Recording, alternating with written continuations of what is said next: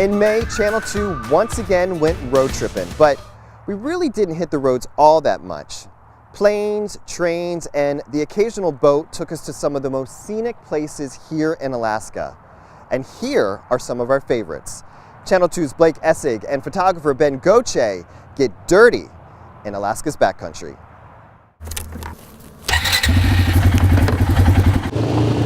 For the next 6+ hours, if you don't have the desire to go, it's going to be difficult. We're going for a ride. An ATV adventure taking us through Knik River Valley with one destination in mind. What direction are we heading from here? That way. Towards that big chunk of ice up there, yeah, that's where we're heading. While it doesn't look far, more than 20 miles and a few obstacles stand in our way. Is this one of the more dangerous crossings? This one is because the bottom, it's silt and it's constantly changing. And if you're as much as half a machine width off of my trail, you could fall into a hole 5-6 feet deep. That's Kevin Kidder. While he loves to sing, Heathrow is easy go down. It's in every direction, massive peaks fill the skyline. As we approach, we all come to one conclusion: we couldn't have picked a better day. We hug the steep canyon walls, banking over the Kahiltna Glacier, and narrowly crossing a ridge known as One Shot. As we make our final approach to the snow-covered runway, just ahead, base camp at an altitude of 7,200 feet.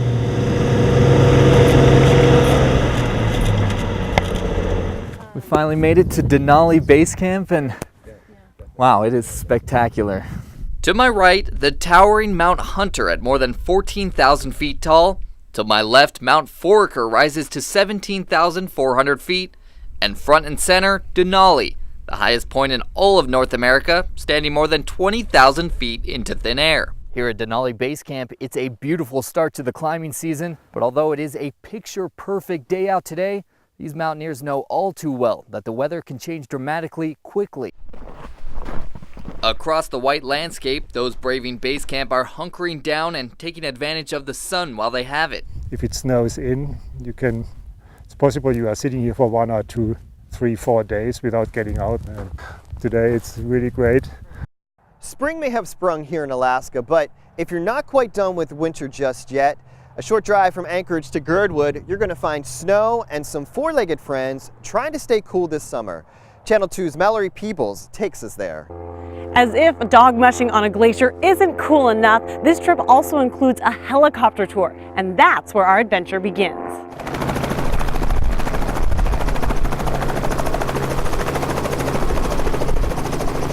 When you lift off, you're surrounded by green mountains, a sign that it's nearly summer. Before you know it, you're in the snow-capped Chugach Range, and more proof that Alaska has breathtaking scenery. All right, here's our fun stuff. Then, almost out of nowhere, appears a dog camp. Clearly, it's not any dog camp. This is the high-altitude training camp of the CV dogs. The four-legged athletes have competed in renowned races like the Iditarod and Yukon Quest, but escape the dog days of summer here on Punchbowl Glacier. We are on about probably 1,000 feet of ice below our feet. This is actually a valley floor right here. It's what we call a compression zone, so this glacier is called the Cirque. Peter Reuter has been leading the tour on the Cirque Glacier for about 5 years, living here at camp alongside the dogs each summer. The best front yard on the face of the earth. It's hard to disagree. Ready? All right. The ride lasts about 25 minutes with a few short stops along the way to take pictures and give the dogs a break. They can run up to 12 miles on a day booked with reservations.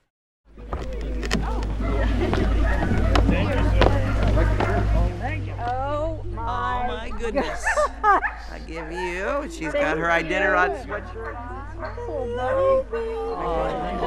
Here at Husky Homestead, the puppies are king. Don't think for a second you're going to sneak a puppy under your coat. That isn't going to work. Jeff King's, that is. I sometimes feel guilty getting paid for this because it's so much fun to have people this happy. Oh, he's murmuring. Oh, do you want to come home with me?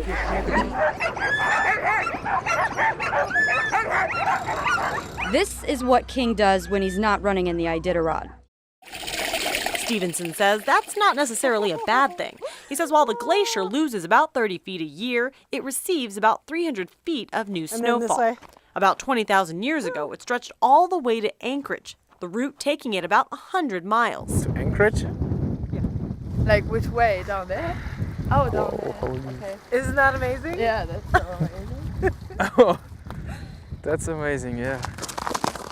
The glacier continues to impress even those who know it best. Really cool thing is, it's continually changing. So every time you get it figured out, gone for a week, come back, it's different. A great example right here. A few days ago, this was flooded, and you can actually see the upper edge of the lake. It went around through here, and what happened is the water found a way to drain. So each one of these stages is where it remained for a little while.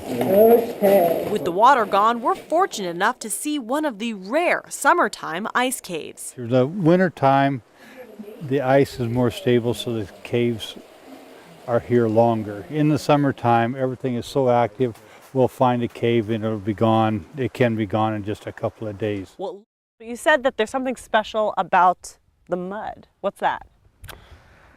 Well, Mallory, this is special mud. It's a natural exfoliant. Oh, so it's good for your skin? It's great for your skin. Would you like to try it? I guess so. Oh yeah. Okay. Yeah, that feels interesting. I'll report back in a few weeks on how it works. At our Roadtrippin adventures. We didn't get a chance to revisit all of them, so head to our website, ktuu.com, to check them out. So whether it's by plane, train, boat, and even, yes, the roads, it's great to go road trip in Alaska.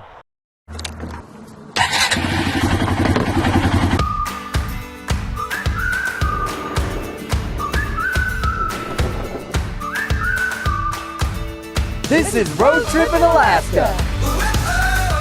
Now we're going to show you things you may not even known existed. Our Roadtrippin Alaska adventure has brought us here to downtown Juneau, and for one day out of the year, this place becomes a maritime brochure. Oh, that's good. It's a gorgeous day to be out on the water, but will it be a good day for racing? We'll find out.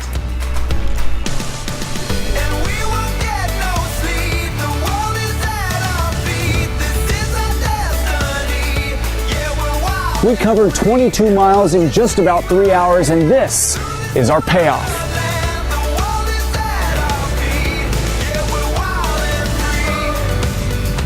This is what you call a day in the office? Then sign me up for overtime.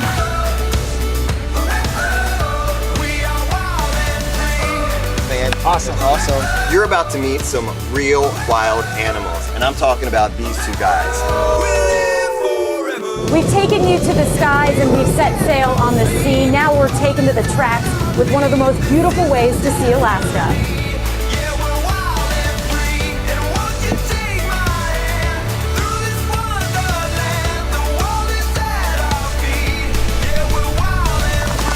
We are having a whale of a time.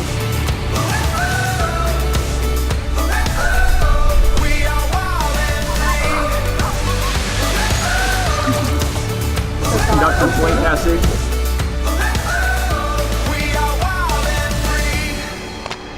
Wait, Jasmine.